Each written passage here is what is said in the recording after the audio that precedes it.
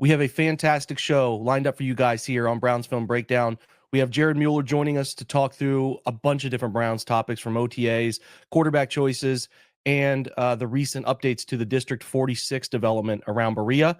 And then after that, for those of you who support the website, we have the opportunity to check in on OTAs with insights that I have been able to pull from videos and what I have collected about performances, schematic choices, and much more from the second media availability OTA of the Browns offseason. So if you're not a supporter, come by, check out brownsfilmbreakdown.com. The link is in the description of this show, and you will find everything you need to join brownsfilmbreakdown.com, join a fantastic Browns online community with over 2,500 members. We look forward to seeing you there. If you're watching this on the video format, give us that thumbs up and subscription. And then also, if you're on the audio only format, 5 stars and a review is always greatly appreciated. Now, let's get going with today's show. Welcome in to the Browns Film Breakdown Thursday edition. We hope you're well. It's myself, and I'm joined, Jake Burns, here by Jared Mueller. Got a guest today. I've been doing a lot of these solo, Jared, so people are probably very welcome to another voice at this moment. What's up, man? How's life? You know, life is chaotic.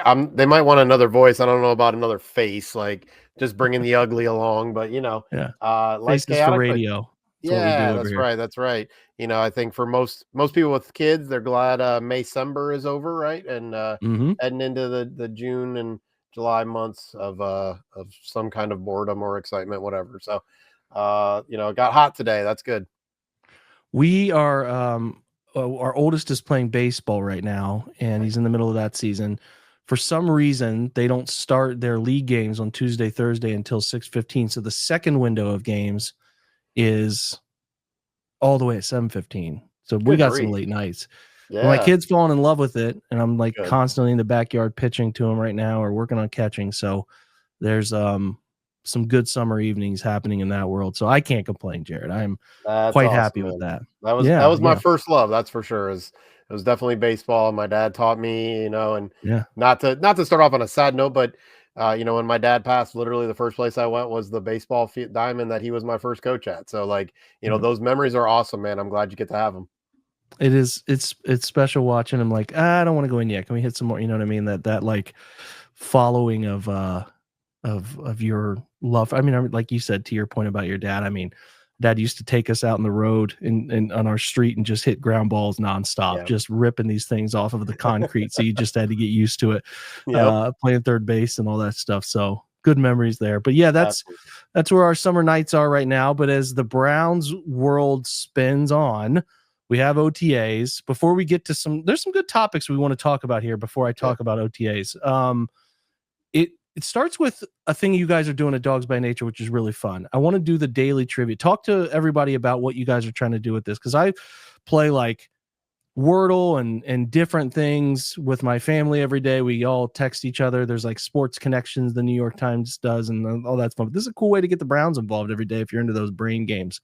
Yeah, absolutely. So basically, you know, just kind of playing off of those, we started it with just SB Nation as a whole, and then they reached out. You know, they know how awesome Browns fans are and how much they love history and all of that. And so, you know, the Browns have, before this offseason, just going to be honest, we haven't updated it. We're going to update it when initial 53 man comes out. But before this, the Browns have had 1,990 players on their roster. And it's a weird number that I remember because I had to put them all in. I had to put them all into the system and make sure everybody's name was spelled right and all that off of a database. So kind of got stuck in my head. So every day, or sometimes, you know, I'll do it by a week. I go in and I put in 5 hints, and I try to make them, they start off pretty simple. Almost always it's their position, when they're drafted, or if they're undrafted, those kind of things. And then from there, just kind of look at whether it's stats, how many years they played with a certain team, some of those kind of things. And down the road, and some of them are difficult, but down the road, I try to make them easier, or I try to end them on something, you know, so for the 5th, there's a really interesting last hint. It may not be one that helps many people guess the player, but it's been really fun. And we've gotten a lot of feedback and a lot of comments where, oh, I forgot about that player. Or, you know, one player was the guy the Browns got in the Haloti Ngata Cameron Wimbley trade, which was Baba Tunde, I forget his name. It was a 6th round pick. He ended up playing very little amount of time, but like, oh my gosh, like out of this trivia, someone has now this piece of information they can show off to their friends, or just be, talk about memories of, like, for me growing up, Webster Slaughter, Brian Brennan, Ozzie Newsome, some of those kind of players. So found it to be a lot of fun, both for remembering, but also learning about the players. So every day that goes up around 7 o'clock, and it is the third kind of top right on our homepage every day. So it's kind of a lot of fun in those ways to kind of remember players, see how smart you are, which we're going to find out how smart Jake is right now. I'm going to be honest. I'm not as good at this as I hoped I would be over the time I've done it. So the first hint is an offensive guard. I'm just going to guess John Greco, just a random one. Bengals 1st round pick. I don't know. Was Zeitler a 1st round pick? Is that right or wrong?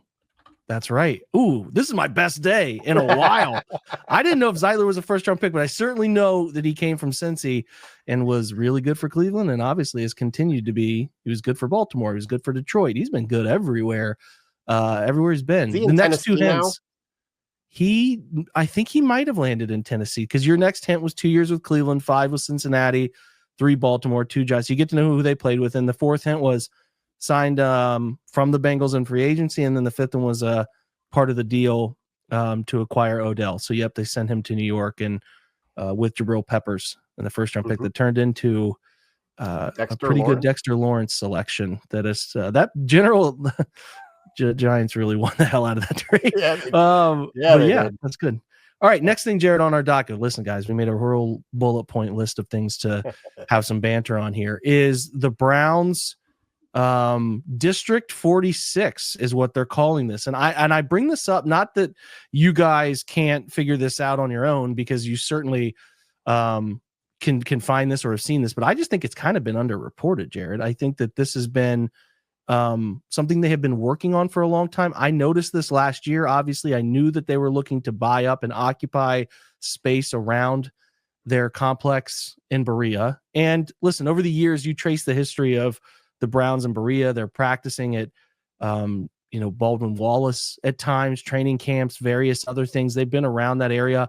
And when they built the place that they are currently at, it was pretty state of the art. If I recall, it was the first indoor practice facility in the NFL, not a fully established 100-yard setup, but it was the first indoor facility that a team could have an indoor practice in. Someone could fact check me on that, but I'm pretty sure that's true.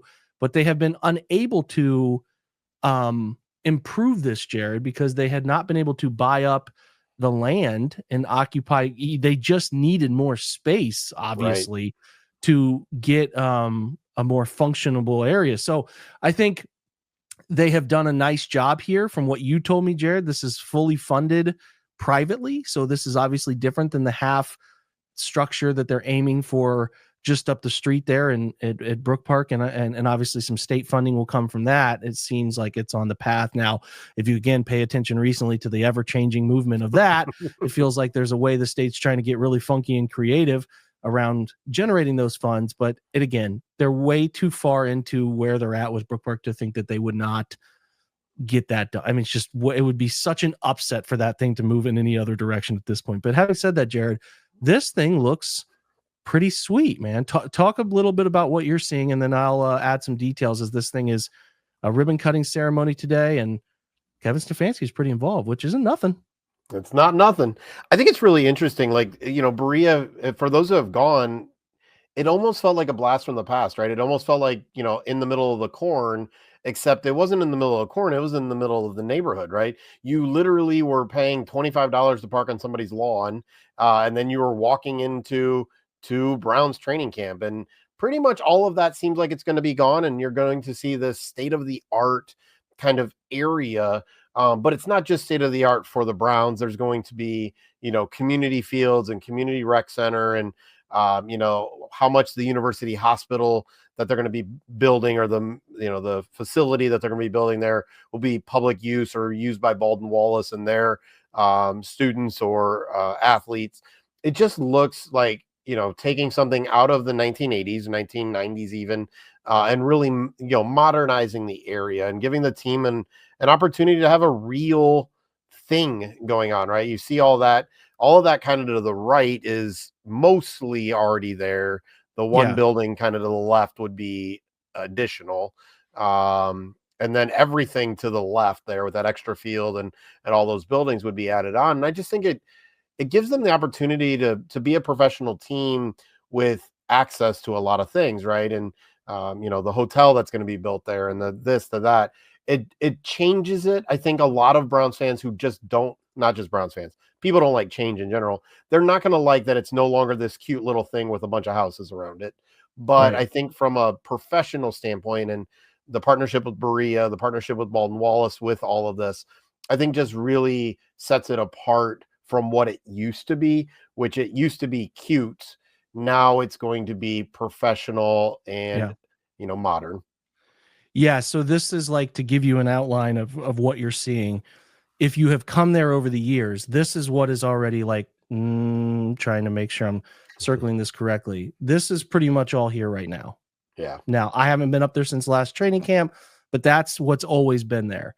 This has been a bunch of, since they bought out homes and stuff, vacated lot that they have been parking people at, various other things. I think some of this has been occupied by the Browns recently, but if you have like come into training camp through, I'm sure some people know these street names better than I do, but these are all residential neighborhoods back through here. These are homes, obviously, and you would walk into training camp through this street right here, enter training camp, and go to whatever side you wanted to go to. So that stuff isn't changing. And as far as Jared, what is going on inside of all of this, I am unsure what else will be changed because they just did a big renovation Right. to a lot of what is in there. I would imagine this indoor section becomes a full 100. They're going to have to alter that, create more space. But to your point, you're getting a whole cool public field set up for events and different other things that they can host and do over here. And then you're going to get shopping centers and a whole bunch of other stuff. I think they called them market rate apartments. That stuff to me is like whatever. So I understand Right. building up the area, but yeah, whatever on that. And then yeah, man, then there's some other stuff here in terms of like that hospital structure they want to build. And you might ask like, hey man, why is any of this necessary in terms of spending money or whatever? If it's all raised privately, I don't really care, first of all. But I think the thing that has stood out is this grade card stuff that they have had recently, where you got to think about it from this perspective, guys. First of all, driving 20 minutes to your stadium kind of sucks. It's far away. It can be over 20 minutes on those days. I mean, it depends on Cleveland traffic. That's one element. You don't have the proper sort of facilities around your training complex, your main locker room hub, weekly spot to get the proper medical stuff that you can need. So you got to drive to a different hospital. Say you're coming at players hosting visits, or Jared, you pointed out before the show, think about families of players coming in. Having a place for those folks to now stay is obviously a very important thing to have in place. And like the Browns have really failed in the world of their complex and stuff on site, having, the proper amenities is the way to say it, that makes it feel like it has everything you need around it. There is some annoyance that comes with got to drive to the stadium, got to drive to the hospital. There's all these things being separated by what you don't have in this location. You don't have 100-yard field indoors, et cetera, et cetera. And like, they're trying to make it a one shop. Obviously, probably the way to phrase this, if you look at what the Cowboys have done with, with Jerry World and stuff, not even the stadium. I'm talking about the giant complex that they were able to build in Dallas. Like everything, if you look at that palace where they host everything, they have everything in one site. It feels like, again, to me, that the Browns are trying to do something similar with that here, Jared, and put themselves in a place where for this section, it has everything they need. And then Brook Park will still be relatively close that they're going to for those. So there's not just this giant disconnect between where they're spending 6 days a week and where they're going to home games. And this is just an inverted view. So everything you're traditionally seeing, all of the stuff that's already there is over here. These are your practice fields they're currently practicing on right now at OTAs. But this is the flip side view of like that additional field and the apartments and hotels and shopping and all of that. And, There's the residential neighborhoods that you're coming into training camp as it is. So if you go up there, you will see a lot of this. So ultimately, Jared, it's going to be way different, but it's going to be a step in the right direction. And I think if you look at the collective of everything they're doing, and we're going to talk about this in a second, they're trying to get a modern stadium and put a state-of-the-art stadium in place with everything around it that makes it feel sort of Brownstownish, right? Feels like they're trying to get a mini hub very close to it. And this District 46, and again, District 46, as Jared and I thought about this long and hard, is the 1946 origins of the organization. So that's why it's called that. And obviously, again, they made a massive amount of changes to their training staff as well. They have, in my opinion, Jared, looked at the NFLPA's report cards, what teams play, what their own players think of the organization and what they're doing for them. And it feels like they're trying to really set this up in a cohesive manner. There could be collateral damage people don't love, right? State funds, various other things that are going to get tied into this. But as far as what the football organization is trying to do, they're trying to modernize themselves and put themselves in a place where they're attractive to places, players and more of their fans, and improve a lot of those experiences. And really, man, like, again, if you think about it and look at it it's going to be pretty beautiful and probably going to drive plenty of traffic to the city of Berea as well. And the partnerships there. And it's set to be done, as far as I know, Jared, in like 27, which would be pretty close if they get everything in line to be done on the stadium side. 28 on that? So I think so, yeah. Yeah, man. That's I mean, at this point, would you even be shocked if they somehow had some kind of underground transportation for the players and the staff between Brook Park and Berea? Because given everything, I mean, in the end, Jimmy Haslam is a very, very wealthy human being. He owns multiple teams, the Crew, the Milwaukee Bucks, obviously the Browns. And if he wants to use his money to try to do everything in his power to make the team better, like, good for him. In general, all change exacerbates our stress response system. But yeah, I mean, looking at those NFLPA report cards, we talked about the new kind of, health and, strength and conditioning and all that. Like, they've had a lot of injuries.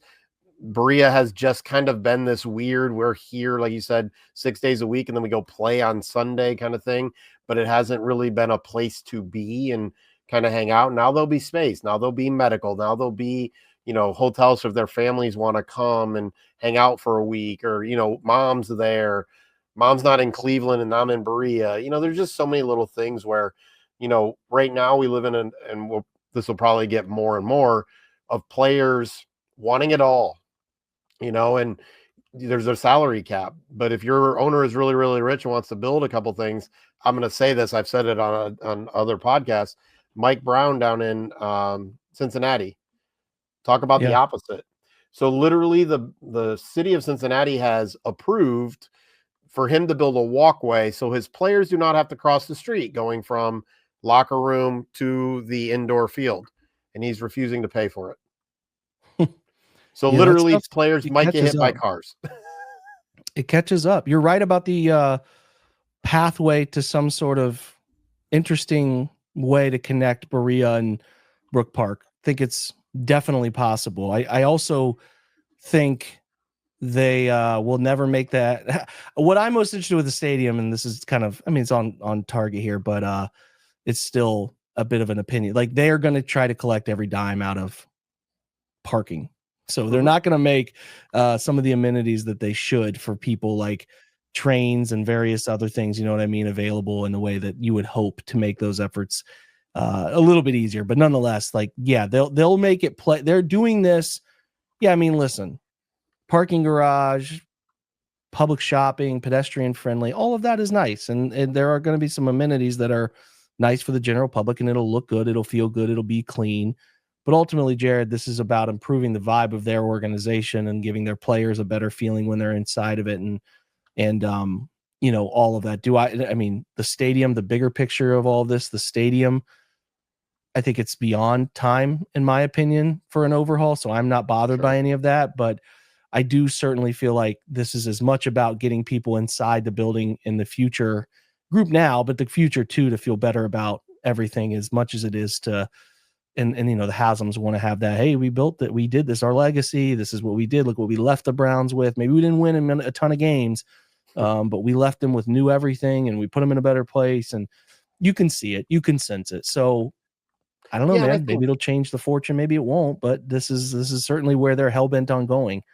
And I think the reality is one of the things about getting older is realizing everything's a business, or pretty much everything's a business. And in the end, the romanticized stuff and all of that of childhood is more about the childhood than it is about the actual thing, right? Like, Right. Right. as kids, we remember things, like we talked about with baseball, and that's okay. Like, as we get older, being pragmatic and understanding that doesn't mean I'm not going to enjoy the game, right? The Browns win. I don't care what they're playing in, but the players do. Some people in the community do. Some revenue does, free agents, all that. Like, that stuff Right. matters. And so, in the end, it is just win games. But I promise every single human being that is listening and will comment this is at worst they're gonna stay the same. At Right. best, this helps them win games, right? And so this Yep. isn't affecting anything else. It's not going to make them worse. It's not going to make them give up or try less. This is only positive for the possibility of wins. Yeah, I wanted to piggyback off what we talked about earlier. So people they let go, and I don't need to read names of people that I don't have a great idea what their background is, and I don't want to fool you, but I do think it is beyond noteworthy that the takeaway here is that they parted with people heavily involved in their strength and fitness coordination department. So they parted ways with Senior Vice President, Player Health and Development, Joe Sheehan. He's been with them for 16 seasons, Yeah. so that's a big one. They let go of Sean Holes, who is the Director of Performance since 2020, and then they let go of their performance nutrition specialist, Katie. I think it's Miasek is how you pronounce that last name. She was around the Browns in 2016. They filled those positions. It also looks to me like, from looking at past directories of staffs, that they added a few positions as well. So again, from the peripheral side of things, Jared, they're trying to completely overhaul their facilities to put themselves at the front of the line for what the nicest stuff is, both in their practice world and their game day world. And they're completely rewriting the training staff in an effort to try to put themselves at the forefront of those areas. And if you go back and look at those report cards, those are places that they struggled the most. So we'll see if it bears fruit over the next 5 years. But that is, I just think it's substantial enough that we have to at least mention it, even if we don't know the granular details of what they were most disappointed in. There are, a lot of injuries, and some injuries are unavoidable. They're freak things, but there's also some stuff that we have felt and talked about. And I know you have probably referenced it too, Jared, about the soft tissue stuff that has come out, practice injuries on Thursdays and like just weird things where it's like, man, I don't feel like anyone else around the NFL at times is dealing with this stuff. And so again, someone's stepping on someone's foot. What are you going to do? Certain things you can't do anything about, but there are avoidables and there are ways to go about these things in a very smart way that I don't think at times they have been doing well enough. Put it that way. And it'll be interesting. Obviously, we don't know how much the people that are gone and the people that are coming can have influence over like who practices and when, and how much are they going to practice in training camp or not practice in training camp. Like, is that a Andrew Berry, Kevin Stefanski decision, or was that something that maybe the old regime of strength and conditioning were like, no, don't do that, and now maybe we're going to see more players getting kind of reps and all that kind of stuff. So that'll be another thing to just kind of watch is, are we seeing a little bit more pounding, because that, kind of creating those football calluses, as it would be, that they really haven't done a ton of, and not a lot of teams do, but do we see a change in that philosophy as well? Yeah, I'm with you. I'm paying close attention to how they handle every element of their practices to see if those things start to sort of shift in different directions for the approach to keep guys healthier on what the elements that you can control, right? Right. Last thing before we go, I talked yesterday's podcast about the quarterback timeline. Like, yeah, they got 4 guys. It's the fun thing for people to post about. It's the fun thing for people to tweet about. But you can't, in the modern NFL, especially kind of in a world where you're rewriting how you want to shape your offense, new O-line coach, new OC. And I know that Kevin's stuff is not foreign to everybody, but you got to think, I mean, like, some of the offensive line have run it. Some of David has run it.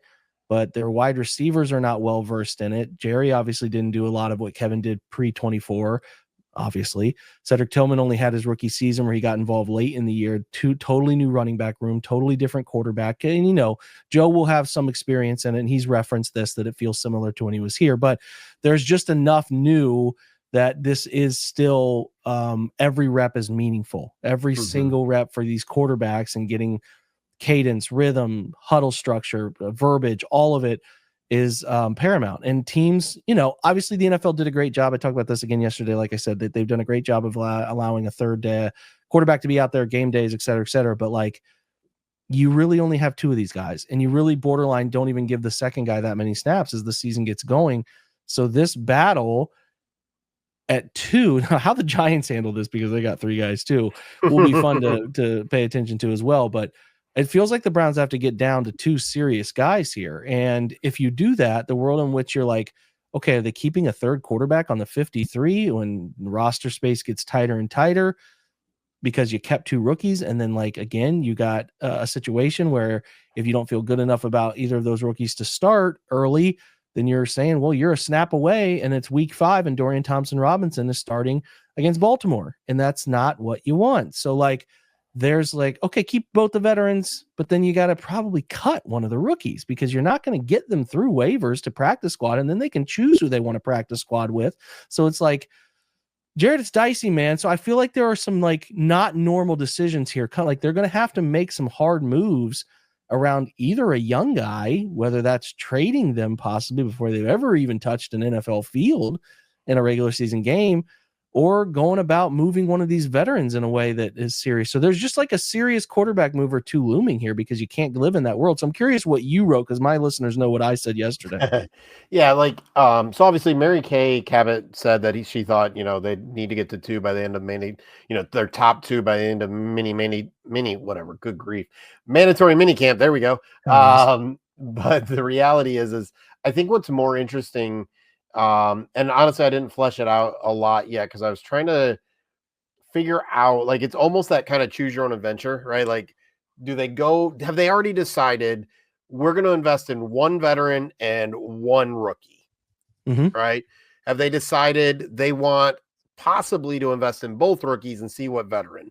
Have they decided they're just going as best they can and going to rank them in order? Like, that's really, I think, what is most important is, have they already decided how they want to function it? If it was me, I'm looking at who I think is the best veteran for the team.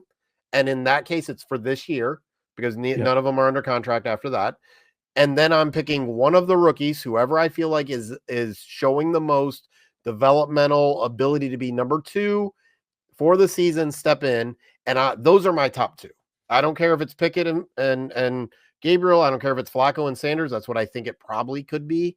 But even then, when you look at that, I say Flacco and Sanders, partially because I love an accurate quarterback, which Sanders is. But then the 2 quarterbacks they spent the most assets on are Dylan Gabriel and Kenny Pickett, right? 3rd round pick, 5th round pick, and Dorian Thompson-Robinson. So if you're looking by assets, we should all be assuming Pickett and Gabriel are the 2, right? So it's just it really is just a really interesting place to be. And you know, what they're looking for, you know, the different philosophies of styles of quarterback also make it really interesting. So yeah, I agree with Mary Kay. I agree with you. Like, they've got to kind of narrow it in. I just don't have a clue, and I'm not sure they have decided yet how they want to narrow it in. Like, do they just want to go best? Do they want to go with the rookie and the vet? Like, have they decided any of those kind of things? I'm just not sure they're there yet, but I know that's where I would go. Yeah, and that's what makes these practices that are so serious so important, because like, they need these quarterbacks to prove in a setting that's not meant to be that serious between OTAs and minicamp. Like, every single rep that's happening right now is wildly important. It is just because they have to make some choices in an accelerated timeline. Not that they have to name a starter yet, but you got to really, hey, you know, every time you hear, like today, for example, and I'm going to talk about this after the break, but like, Shador didn't take any first team reps. He still hasn't done that to the public eye. So that is like, you know, they gotta make a choice. You can't roll with the status quo. And I don't even, you know, you can't even go well, we got rid of one, we're good. Like that's not the world they're living in. And I think it's going to be tricky because my hunch, based on experience, where he's been, what he's done, Joe Flacco is going to be the most impressive guy for them in this setting. And then Right. you're like, well, but do we gotta But is let he him going to go? It's throw just, 14 interceptions in 10 games? yeah, it's tricky though, because you got to make a choice, and maybe you're sitting Joe down and you're like, hey man, we know you've had a really good training camp here, but we can't do it. I just, again, maybe there's some of those conversations that happen with Joe ahead of his signing and all this other stuff. There's a lot to this, but there are going to be some interesting moves, and it's going to be something we track for the foreseeable future, because if they let one of these two rookies out of their structure, heaven forbid one of these guys becomes a meaningful player somewhere, Right. And like you have maybe a steal in the 5th round, you got the big name Shedeur Sanders, or you have the guy you took in the 3rd round. I think the other Yeah. thing that we probably haven't talked, or many people haven't talked about, is Kevin Stefanski has been very honest about, we're doing things differently because we have these 4 quarterbacks. Well, the NFL rules don't allow you to do more time just because you have 4 quarterbacks. So what is not happening? Who is not getting reps? What is not getting practiced? Because they're trying to figure out these 4 quarterbacks. Like there is a whole team that matters here. Obviously, the quarterback's the most important position, but I do wonder what's being missed because they're doing this 4 quarterback thing and clearly doing practices differently because they have these sending the rookies down to different portions of the field and getting more quarterbacks reps. And that's a great question, Jared. It's something that I'm sure they're trying to navigate, but that's where I'm telling you, the timeline for these choices is accelerated. It just is. It just has to be for them to go into training camp. And you can be like really super worried about letting certain guys out of your organization, but you got to win. You gotta at least tell your team we're trying to win games to start the year. So that's obviously all there. But yeah, this is great. Good stuff, Jared. There's a lot of things around this setup structure happening, and glad we covered all of those, man. We will try to touch base with you as often as we can, brother. We appreciate your time. Absolutely, brother. Good to talk to you. All right, guys, big thanks to Jared. We will return after the break, and if you are a part of our subscription base, our supporters, we will have a full OTA breakdown to go along with your newsletter. If you are not, thanks for being here today. You should come over and join us if you want to unlock the rest of this podcast and then those insights in written form as well. So thanks for being here, everybody. And we will catch you after the break, or if we're catching you at the end of this pod, we'll be back again tomorrow. So thanks. We'll be right back.